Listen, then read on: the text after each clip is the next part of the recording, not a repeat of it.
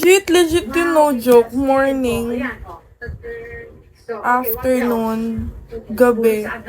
Bakla, tinitignan ko kung bukas yun, hindi nagbubukas ba din?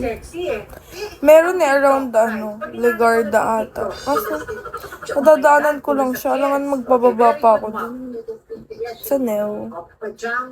And I just can't stop swinging, 'cause you're so fine. So, gawin yung TikTok na video, hello. Tenet, tenet, tenet, tenet.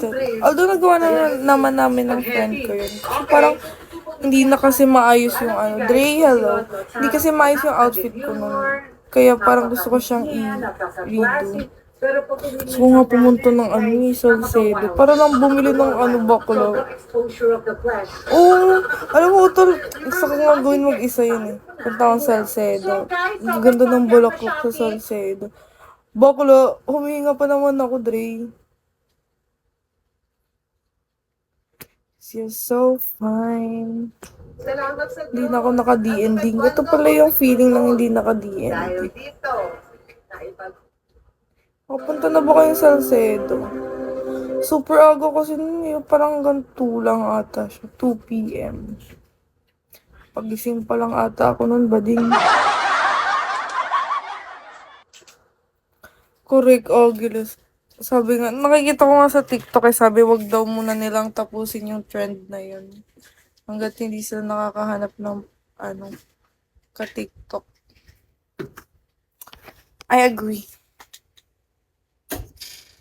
Cause you're so fine. Meron? Mga paano ba? Paano ko i-describe? Mga food. Wala, gusto ko lang yung vibe. Wala lang.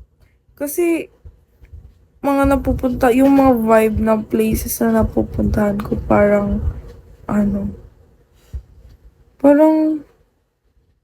ano ba? Parang formal, ganyan, something. Ito kasi yung sa Salcedo, kasi parang lang, ang chill, tas parang, flowery. Mercato ba? Hindi ko alam yung Mercato. Basta siya, utol. Hindi night market, Agilus. Hanggang umaga nga lang sila, bading. Uy, 6499757, welcome back. Ano ang tawag dito?